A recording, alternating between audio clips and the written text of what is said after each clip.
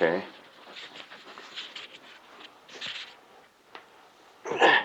Anytime. Is the recorder going? We're recording.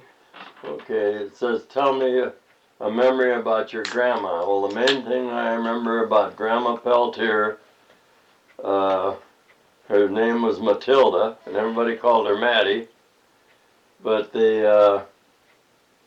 she would do all of her baking on Saturday. And usually, as a kid, when we'd go visit my grandpa and grandma, it'd be on a weekend. And so on Saturday, when I'd get up that morning, because we'd generally go there on Friday night, why grandma would be baking in the kitchen. And she always made a lot of bread and made like a couple of cakes like for desserts. And she also made donuts and donut holes. And she would sugar the donut holes, and us kids would get some of them sugar donut holes, and to us that was quite a treat. That's what I remember about my Grandma Peltier. And then you tell me a memory about Grandpa Peltier. Well, Grandpa Peltier, which Grandma and Grandma were both old people when I was a little kid. And so I only knew them in their very late life. And at that time, Grandpa had earned his living by building barns was his main thing. But in his spare time, he would build boats. And he lived on the shore of a lake called Egg Lake, and he had a dock down there. It was out behind the barn, and he had three boats down there that he had built. And there was good fishing in that lake. There was also good hunting in that lake. And around the shore of the lake, there was millions of frogs. Us kids used to catch frogs there just for the fun of it. And anyhow, the Grandpa was quite a fisherman and a hunter in his day, although when I knew him, he wasn't doing too much hunting anymore. We went fishing a few times, and I got to go fishing with Grandpa. We caught hundreds of bullheads. There were a lot of bullheads in that lake. And I got to watch him build boats. And later on in life, then I built some boats, because I got the basic idea of how to build them just from watching Grandpa work. The next thing on your list is tell me about meeting FDR, who stands for Franklin Delano Roosevelt. I was a Boy Scout. I was about 13 years old, and the president was coming to town.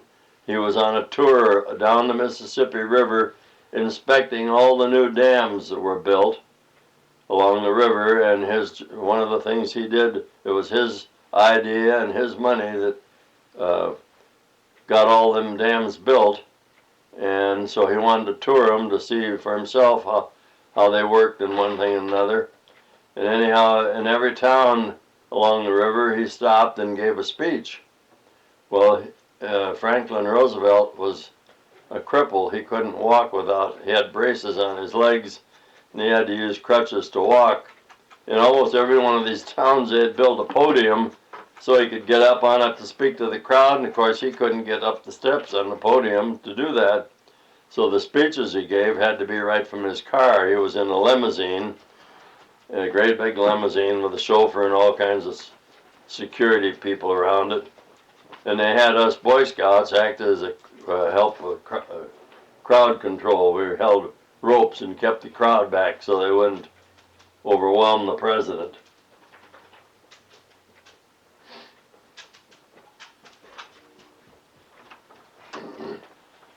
The next thing on your list is tell me about your first job.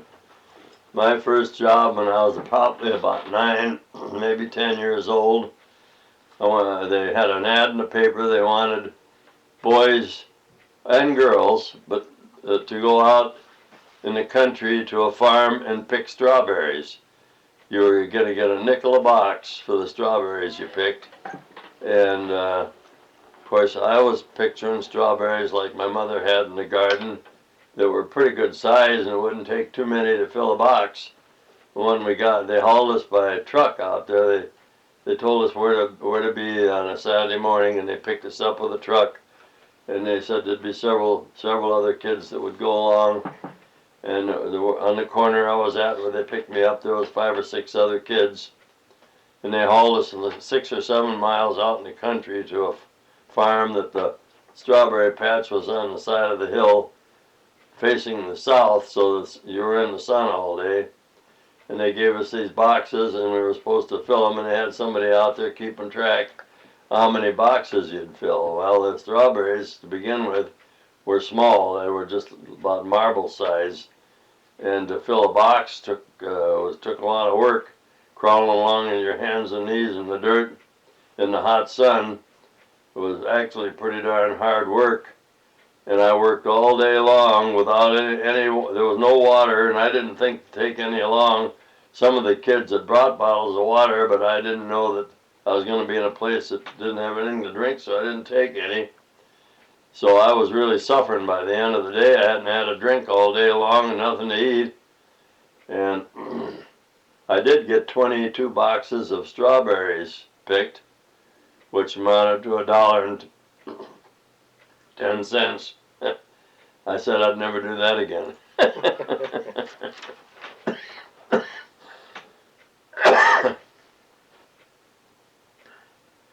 Let's see, the next thing is tell me about a favorite family picnic memory. Well, the Peltier family, which consisted of a lot of cousins and aunts and uncles, and we would go to a town in Minnesota called Forest Lake, and the whole town would turn out for the 4th of July picnic. The business district was about 4 blocks long, and all the merchants would move all of their merchandise out on the street, which they sold sandwiches, they sold pop, they sold ice cream. They also, in them days, fireworks were legal, so a lot of them sold fireworks. And all the families had picnics like in the park, and there was a park in the downtown section of Forest Lake, and we would spend the whole day there shooting fireworks, and of course they had a lot of beer parlors, and the men would go to the beer parlors, and the women would be around in the park in the shade with the picnic tables and the picnics. But we had a lot of fun doing that, and we looked forward to going there every 4th of July, meeting all the relatives. Let's see, next thing is tell me about the naughtiest kid in school. Well, I had a kid when I think I was in 3rd grade, or maybe 4th grade, I'm not sure which one it was. And this kid's name was Bob Armstrong. And he was bigger than all the rest of the kids. He was also dumber than all the rest of the kids, but he would push all the little kids around, including me. I wasn't as big as he was. And he was a tough that was always picking on the littler kids. And anyhow, 2 or 3 times he'd grab me by the back of the neck from behind, and boy, that just hurt like the devil. And he did that 2 or 3 times.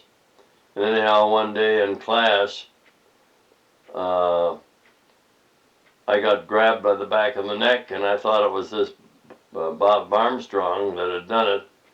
And it wasn't. It was the teacher, and I didn't know that. I'd made my mind up that if he ever grabbed me again like that, I was going to punch him. And so I turned around and punched without looking, and it turned out I punched the teacher, knocked the wind out of him, and I had to go to the principal's office. And of course, when they found out what happened and why I did it, they didn't do too much to me, but that Armstrong got punished instead of me.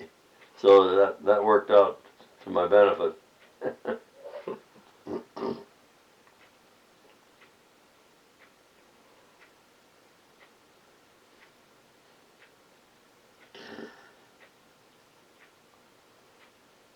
Next question is, tell me one piece of advice you want each child to know. And I would say, I think the main thing is do as I tell you, not as I do, because what I think kids should do and tell them to do, they don't always do, because kids are copycats. If they see you do something, they try to do it. And we don't always set as good as an example as we should. Good one. Tell me about seeing the northern lights. Well, living in Minnesota, we would see the northern lights almost every week at some time. But they were way in the northern sky. You could see them, but you couldn't see them too clearly. But you could say you saw the northern lights because you could see them.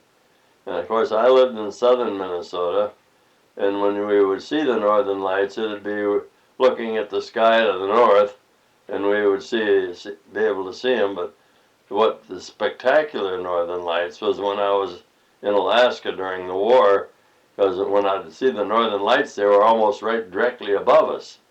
They weren't way up to the north like they were when I grew up in Winona in southern Minnesota, and we would see the northern lights. We could see them on the horizon way off in the distance, but when we saw them in Alaska, it was almost like they were right above us. It looked like you could have reached up and touched them. Of course, you couldn't, but it looked like that.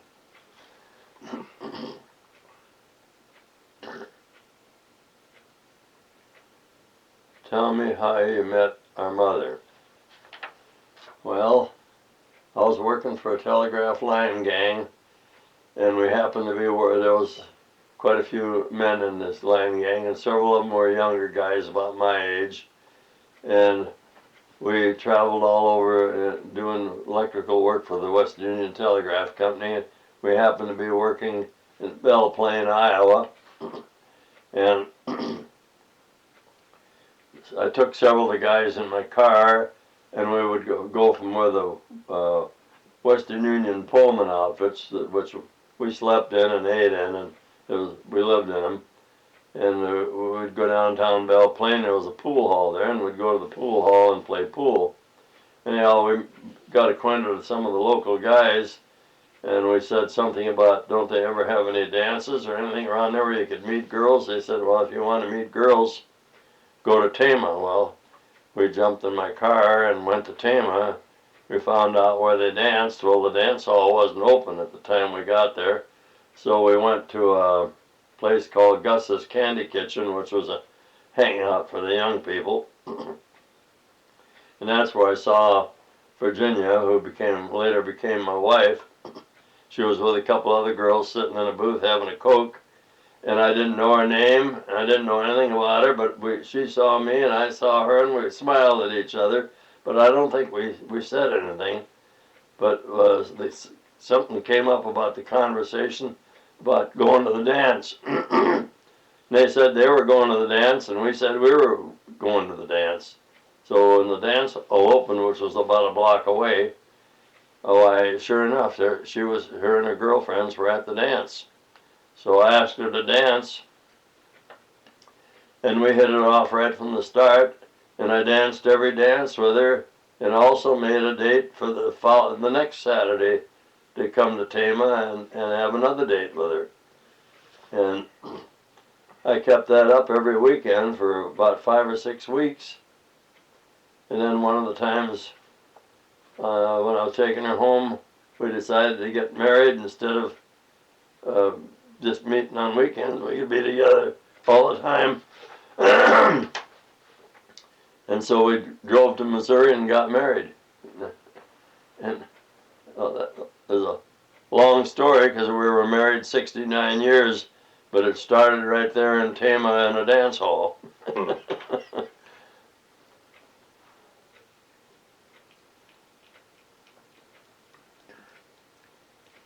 I guess I answered 2 questions at once here, because the next question is, what qualities first attracted you to her? Well, first of all, she had a real nice smile. She was very pretty. She had a nice figure. And we, right from the first time we got acquainted, we hit it off real good and liked each other. And of course, our married life lasted 69 years, so we did something right.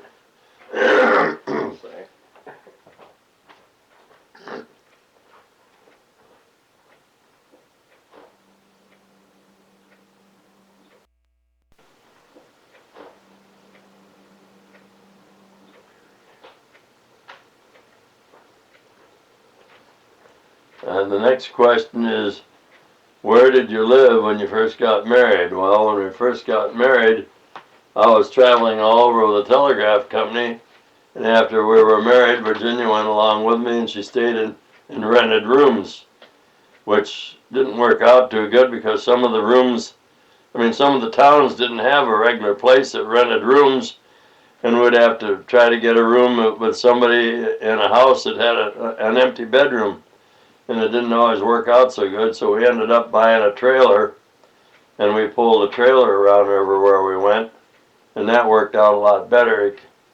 And we had that trailer for about a year, and then I quit the crew because Virginia was pregnant with Gary, and of course Sherry was a baby at that time, just about a little over a year old, and it was quite a hardship traveling with the trailer. And of course we had the dog Muggs with us, and everything was quite complicated and quite hard on everybody, so we ended up quitting the gang and got a job in Marshalltown with a company called Marshall Electric.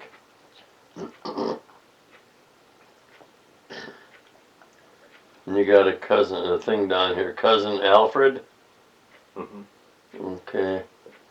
My cousin Alfred, who was a couple of years older than I am, came to live with us because his mother, who was also Irene's mother, Irene was Al's older sister, and they both ended up coming to live with us. Originally, Irene came because there was no high school in the town she grew up in Hugo. There was a grade school, but no high school, so after she graduated 8th grade, she wanted to get 4 years of high school, and she couldn't do it in Hugo, so she came to live with us. Well, then after their mother got shot and ended up a cripple, she had to live the rest of her life in a wheelchair. Why, Alfred also came to live with us, and then he went to high school in Winona and graduated there also. So we had the brother and sister living with us for about 5 or 6 or 7 years. Of course, Irene ended up marrying a guy by the name of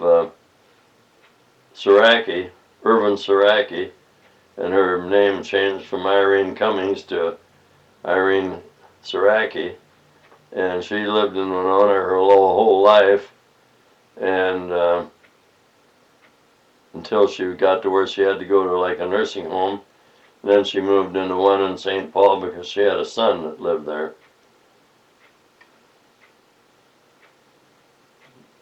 Alfred graduated. Right after he graduated, the war broke out, and he ended up in the Army, and he learned to be a pilot, which is the same thing I did during World War II. But he ended up as a pilot that was training other pilots. He was somewhere down in New Mexico. I'm not sure what town it was, which air base, but he spent the whole war there training fighter pilots to fly. So he didn't have to worry about being in combat because of that, but he did. It ended up ruining his health because of something to do with the flying the airplanes interfered with his heart. He ended up having heart trouble the rest of his life. And they said it was because of the flying he was doing.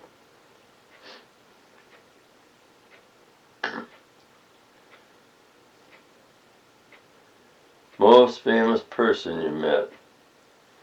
Well, probably the most famous was when I was a Boy Scout and met Franklin Delano Roosevelt, who was the President of the United States. That would have been in 1933 or 34. I'm not sure which year it was.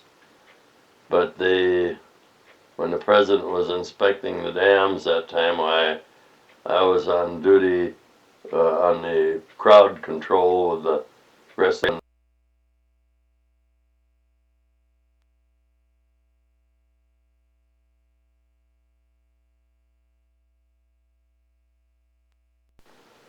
And the next important person I probably met was when I met Edwin G. Robinson at a theater in Chicago. And I happened to be in Chicago before the war working in a defense plant. And my dad was there because the company had sent him there for some schooling. And we went to the movie together, and the movie was being, what's the word I'm trying to say? He was there to, it was about Edwin G. Robinson, the movie was, and he was there to advertise it, and he was in the lobby greeting people. And that's how we got to meet him. And I mean, he didn't know us from Adam, we knew who he was, but he didn't know who we were, but he shook everybody's hand as they were going in. Wasn't no big deal really, but the only other famous person I remember meeting was when I was in the Army and I ended up in Alaska. This Joe Louis, who was called the Brown Bomber, in his time he was a world's heavyweight champion, prize fighter, and he was touring the troops he was putting on a boxing demonstration in almost every air base in the North American continent. And he happened to be at the base I was at to put on a demonstration. I was in the recreation room playing pool, and he picked up a pool cue and said, "You want to play a game?" And I said, "Well, sure, I'll play." I said, I was no match for him. He ran the table. I never got to shoot a ball.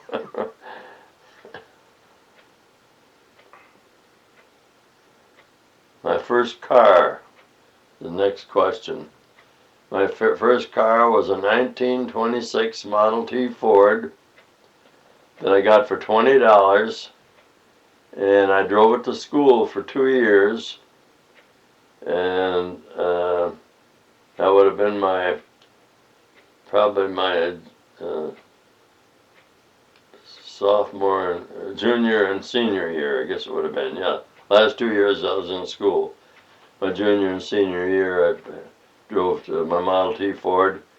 Then after I graduated, I sold it to a guy, got my $20 back, and then I bought a Model A Ford. It was a little newer car and in a little better condition than the old Model T was. And that was my first car. And the thing that was unusual about it was it only had one door to get in and out. It was a closed car. It had windows all the way around, and it had 2 bucket seats in front and a bench seat in the back. And the one door you got in was between the passenger front seat and the back bench seat. And everybody had to go in and out through that one door, which was very unusual. Not too convenient. No.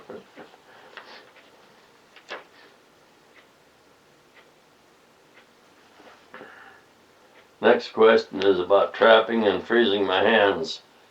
When I was about 9 years old, I started trapping mushrats in the swamp part of Lake Winona, and there was all kinds of muskrat, they call them muskrat dumps. They were actually the muskrat homes.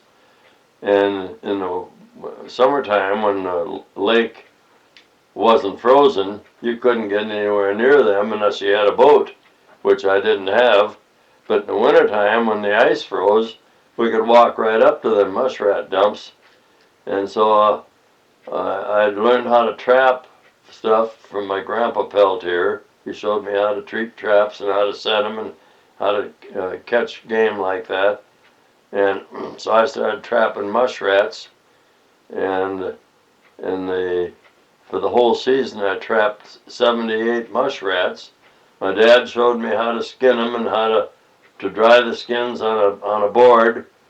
And at the end of the year, I had 78 muskrats, and I sold them and got over $100 for the skins, which I bought myself a new rifle and a new bicycle and a new pair of what they called high-top boots. Each boot had a pocket made on the side. One I carried a knife, and well, it came with a knife, and the other side had a small flashlight that you'd carry in the boot. I really thought that was something to have high-top boots with them capabilities of them things. Not everybody had them, and I was really proud of them boots. But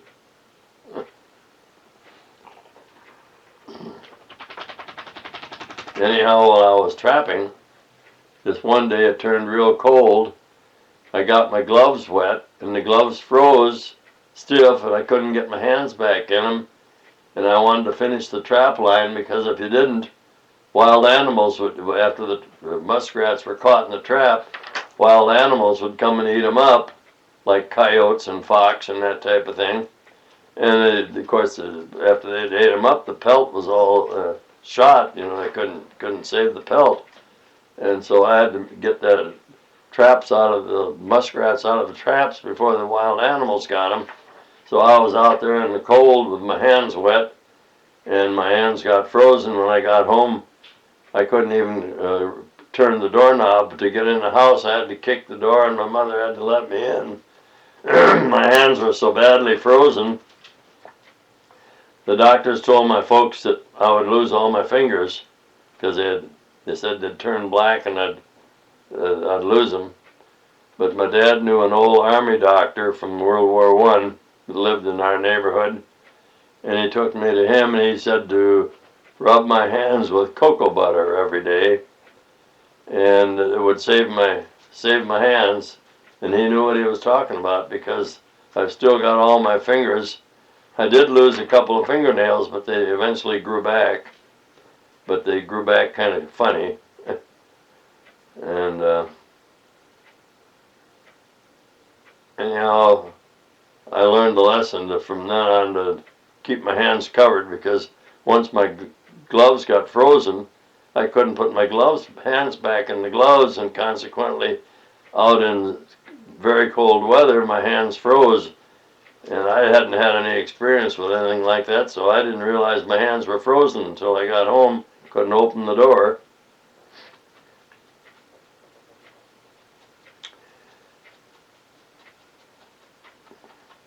The next question on here is Alaska and a bear. And that's probably when a guy by the name of Bill Hughes and I were stationed in Alaska together. And we were part of a search and rescue team that was out there to rescue downed airplanes and the people in them. That was our job. And anyhow, while we were up there, when we were flying around, we saw this deserted gold mine. And we decided we would go up to the gold mine and see if we could find any gold. And anyhow, to get there, the first time, we had to walk to get there.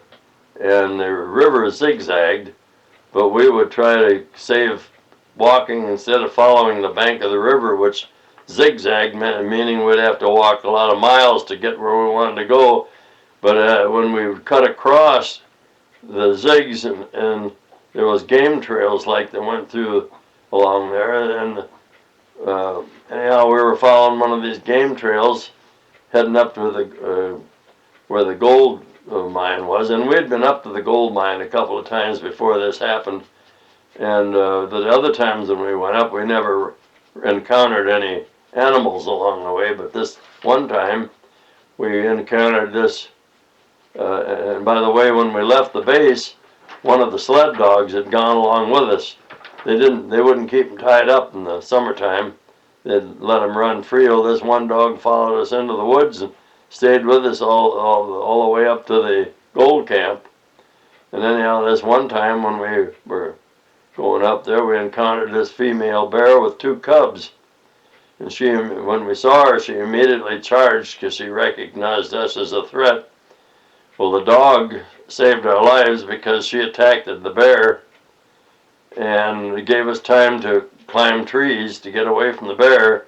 We each had a rifle, but you can't climb a tree with a rifle in your hands, so we had to leave the rifles down below. We got up in the trees far enough up that the bears couldn't reach us from the ground, and they can't climb trees. Now, little black bears can, but brown bears, these were what are called Kodiak brown bears, and they can weigh up to 800 pounds, but they can't climb a tree. So when we were up in the trees, we were safe, but the bears ended up killing the dog, and they ate her right there in front of us. And of course, when we were up here, we were trapped up in a tree, and you know, as long as the bears were there, we couldn't come down. And we both had sidearms. I had a .22 revolver in a holster on my hip, and the other guy had a .32 revolver in a holster on his hip. But them weapons would have never stopped the bear. All they do is make the bear madder, more angry. But finally, the bear, after the dog said, the bears had eaten the dog and the dog was completely gone, why, they wandered off. But it took us a long time to get up enough nerve to climb down the trees and get our rifles. And we finally, instead of going to the gold mine, we turned around and went back to the base. But, you know, after we saw that, what the bears did to that dog, we could imagine what would happen to us if we'd have got caught by the bear. Would have been history. And so it was. I used to have nightmares about that situation, and there were several times during the night my wife said I gave blood-curdling screams that about scared the wits out of her. She never let me forget that happened, because every now and then she'd mention it, that I'd have them bad dreams about that happening.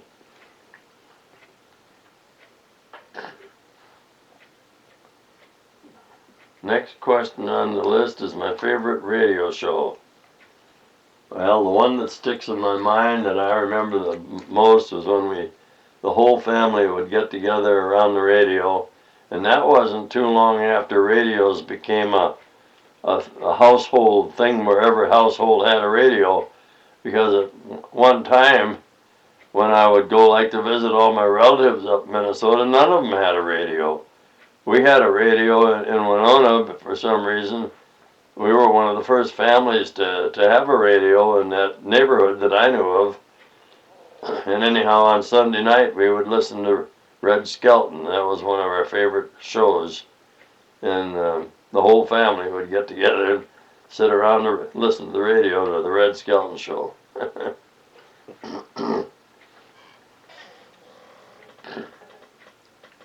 Next question on here is hitchhiking. Before World War II, anywhere you would go along almost any highway, you would encounter hitchhikers. Everybody hitchhiked them days. It wasn't considered dangerous because there had never been any hitchhikers that anybody ever knew of that was ever molested or killed or raped or beat up or anything. They never had a problem. Hitchhikers were always considered one of the things that would happen when you're driving along the road, and almost everybody would pick up hitchhikers. If you got out there with your and put your thumb out, you usually about the third car that'd come along would stop and pick you up. Ask you how far you're going, and you'd get acquainted with the people, and they'd even go out of their way to get you where you wanted to go. So hitchhiking was considered the thing to do. And it was even so a little bit after the war, because when I was married and living in Tama, I was registered for the draft up in Albert Lea, Minnesota. And I got a notice in the mail, which went to my folks' house, and then they forwarded it to me, that I had to report to the draft board for a physical. Well, my car was broke down right at that time, and I didn't have the money to fix it. And so we hitchhiked up to Albert Lea. By we, I mean Virginia and I hitchhiked up to Albert Lea, and so I could have my physical. And then, of course, when I got the physical over with, we wanted to get back to Tama, so we hitchhiked back. And it wasn't, nowadays, to think of a couple hitchhiking along the road, you hear all these horror stories of people being attacked and robbed and raped and killed, and so very few people hitchhike anymore because it's too scary. But back when we were hitchhiking, everybody did it. There was never anybody ever had any problems, but things changed. It became too scary to hitchhike, so now nobody hitchhikes. Next question on here is climbing a mountain. Well, in 1944, I was in the Army, and had just got done with my tropical training because I was going to get shipped to the South Pacific, and I had appendicitis attack, and they took me to the hospital and took my appendix out. And anyhow, after I got my appendix out, I was in the hospital for 3 weeks, I think it was.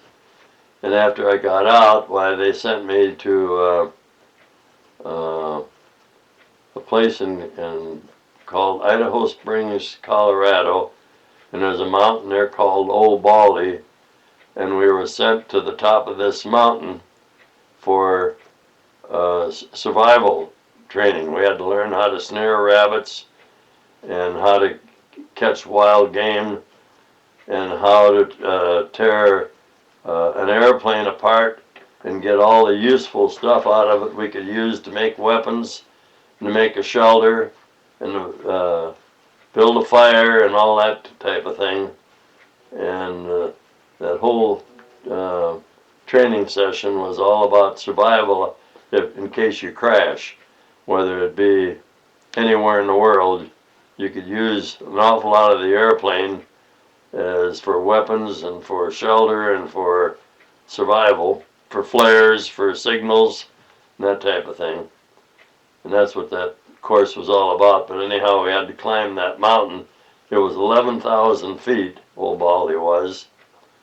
And we had to climb to the top of it and camp up there for a week.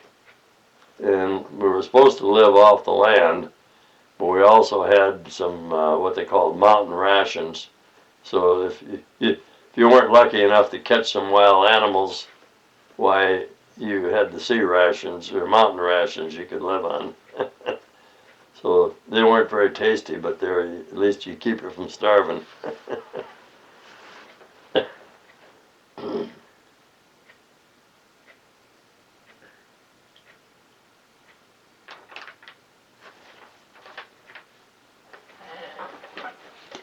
I don't understand this question. What's this one?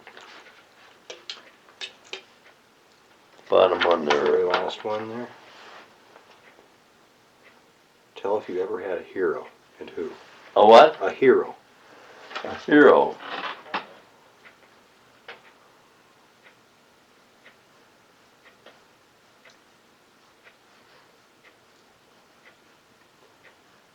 I don't know. I don't know if I can answer that. There was somebody in the book you mentioned, but I can't remember who it was. Maybe I have to read the book and refresh.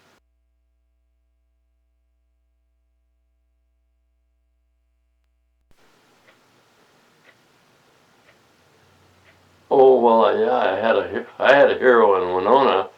The first time I ever flew with a guy in Winona by the name of Max Conrad. He ran the local airport, and I did some odd jobs out there, like clean out the toilet, the men's toilet and the women's toilet and stuff like that. Nothing very exciting, But when I got paid by getting a free airplane ride, and I really thought that was neat, you know, to be able to. Of course, I didn't fly the plane; I just rode.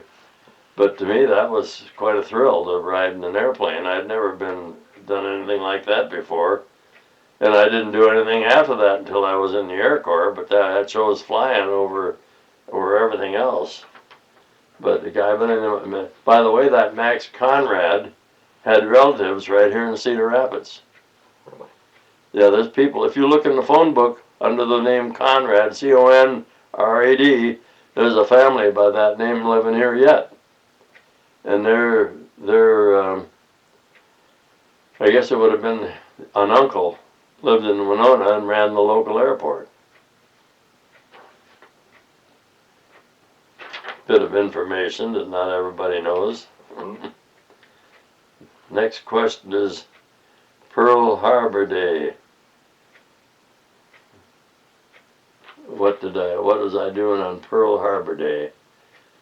Well, I was working for Cedar Rapids Electric, and that would have been 1963, and part of 1964, and we were wiring a house out in Cedar Hills of Cedar Rapids, which was a new housing addition, and houses were being built by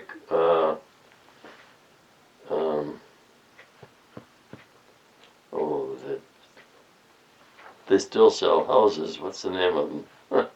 One of the main housing people in sounds almost like Coonrod, but it ain't Coonrod. Can't think of the name. Anyhow, I was working for Cedar Rapids Electric, and the guy that ran that, his name was Tim Shea, and at that time his nephew was John Shea, and he was a Channel 2 TV announcer. A lot of people saw John Shea on television. He was an announcer for years, and after he retired from that, he lived at Methwick, and he might still be living at Methwick unless he's dead. He could be dead now. I don't really remember if he died or not. But anyhow, I was working for Cedar Rapids Electric, and we were wiring a house out in Cedar Hills, and we were on our lunch break. It was pouring down rain that day, just like it did yesterday, and we were sitting there eating our lunch, and we had a portable radio, and we'd turned it on to listen to the news while we were eating our lunch, which we each had a lunch pail. And the news come on that Pearl Harbor had been attacked. And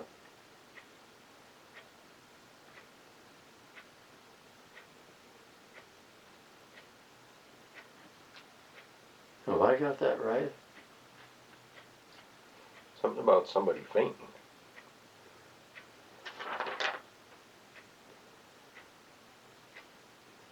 Okay, I'm wrong. That's what I'm thinking about is when the president was shot, Reagan. Kennedy. That was when that was what I was doing when Kennedy was shot. On Pearl Harbor Day, I was working for Marshall Electric in Marshalltown. We had been installing an electric water heater in the basement, which in them days the electricians used to install the water heaters. We not only did the electrical, we also had to do the plumbing. Anyhow, we installed this water heater, and when I got home the next morning, I got a telephone call that the water heater was leaking down the basement, and I had to go back there to stop the leaks. And while I was there working on it, I came up out of the water heater was, of course, in the basement. And I came up out of the basement to go out to my truck, and this woman was laying on the floor. And I went over to see why she was laying there, and she had fainted, and I didn't know that. I thought she'd had a heart attack or something. And about the time I bent over, her husband walked in. They were on a farm, of course, and he had been out to the barn, and I hadn't seen him. And he knew that he had a leak in the basement, but he didn't know I had come back to fix it. Anyhow, he thought I'd attacked his wife or something, and he was getting pretty hostile. And then about that time, his wife came, she had fainted, she come back too, and she told him that the war had broke out in that Japan had attacked in Pearl Harbor, and the reason she fainted is their son was in Pearl Harbor, and they told that there was thousands of casualties, and she figured her son had probably been killed. That's why she fainted. And so we ended up listening to the news for a couple hours about the Japanese attacking Pearl Harbor, but I got the leak. What I went out there to do was fix the leaks, and I got that done. And then after we listened to the news, I ended up eating dinner with him that noon. And then before I went back to town. Well, That it? let's see. Again, I can't read this. You read that to me before, and I can't remember what it was. Life-threatening situation? Oh, yeah. Life-threatening situations. Well, I had two life-threatening situations while I was in the Army. The one is I told about with the bear. The other one was when my plane got hit by shrapnel when I was flying over by Guam, and ended up getting sprayed with shrapnel, and I landed the plane at Guam, and they said that plane shouldn't have flown. They didn't think it would make it back to Guam, but I did. And I said the Lord must have been riding with me, because I don't even remember landing the plane. They took me out and took me to the hospital. I spent a week there, and then they sent me back to the States. And that's how come I got sent up to Alaska, because I got sent back after I got healed up. Where I had set up for reassignment, and I got sent to Alaska to work with a search and rescue team up there, and I finished the war at that job. But one other life-threatening situation I had was before I went in the Army. I was working for the Western Union Telegraph Company, and we were building lines along railroad tracks, and anyhow we had a job to do at Forreston, Illinois, and we were there for about 3 weeks. Some boxcars had jumped the track and tore out several poles, and we had to go out there and put the poles back in and transfer all the wires to the new poles. And when we got all done, after 3 weeks, we went back. The day that I'm talking about, we went back to tag the poles. We had tags that put in that tell the date them poles were put in the ground, so that later on they could tell how old the poles were. Because periodically they would get rotten and they would have to replace them.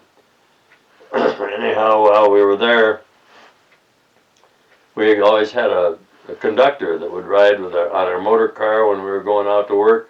His job was to make sure that we got the motor car off the tracks, which we had 8 or 10 men with us always, and we'd lift the motor car off, even though it weighed 1,000 pounds.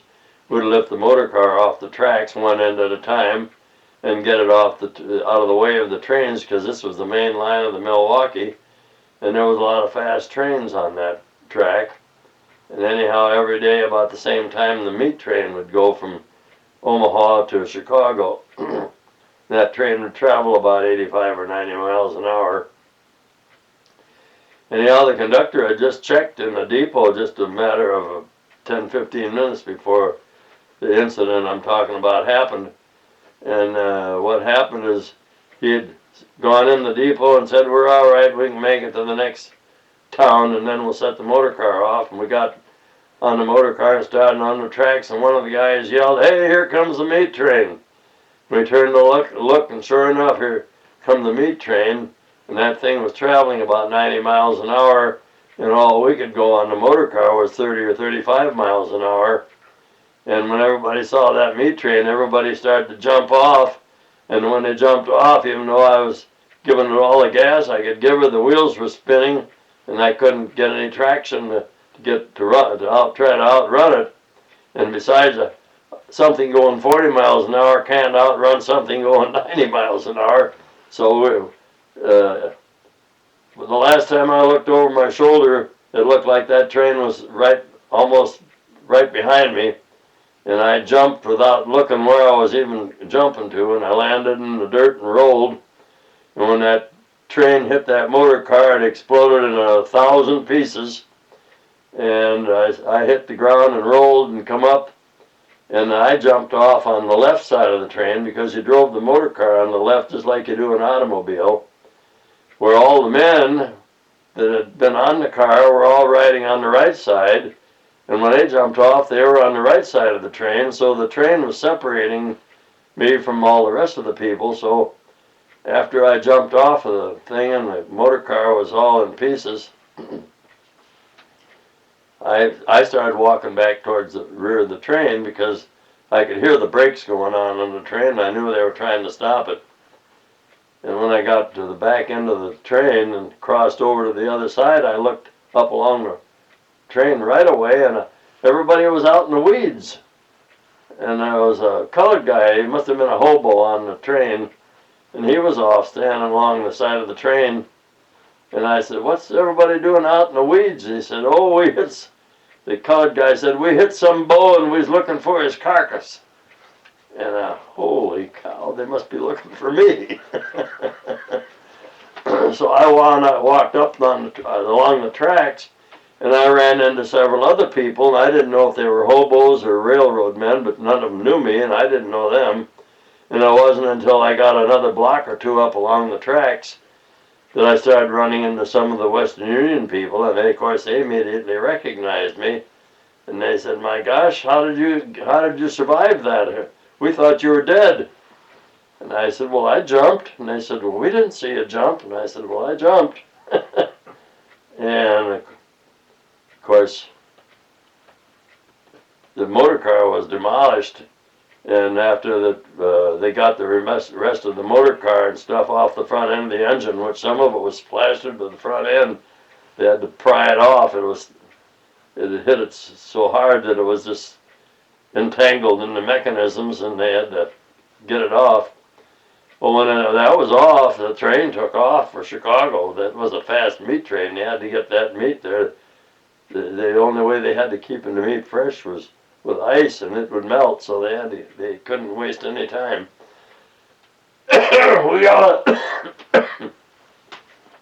All the railroad men got back on the train, and the train pulled out and left us.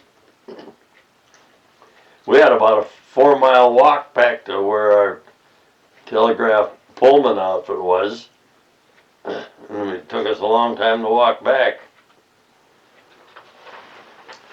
The conductor got fired, and he was only a half a year from retirement. He was done working.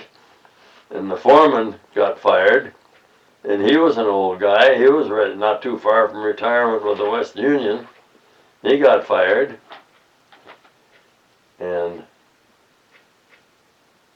But all the rest of us kept our jobs, but we had another motor car, and I was telling Jeff about it, that it was what was called a friction drive. Instead of the other motor car that got smashed up, you didn't have to steer it like a car because it followed the rails, but you had to shift it like a stick shift. And because all the men that were on the crew that had cars all had automatics, none of them knew how to run a stick shift. So I got the job as running the motor car. That's how come I happened to be on it when the train hit it. But when the train hit the motor car and I jumped at the last minute, the people that had jumped off, the men that were the Western Union men that had jumped off the motor car when we first saw the train blocked their view, that they didn't see me jump off. The last they saw me, I was still on the motor car. Then they saw pieces of the motor car when the train hit it, flying in the air. It exploded like, and they thought that, you know, that I was in that explosion. They thought I was a goner. But I had jumped and hit the ground, and there was pieces of the motor cars flying all over when it hit. But at 90 miles an hour, when it hit that motor car, it was probably 20 feet ahead of me. And so I didn't get hit by anything. But, of course, they had an investigation. I had to explain my part of it. And the straw boss had to explain his part of it. He kept his job because he had done what he was supposed to do, but the foreman was the one that should have made sure that the conductor did his job and we didn't get hit. That's why he lost his job. Is that it? That's it. Alrighty. Darn goose you're making. Well, you got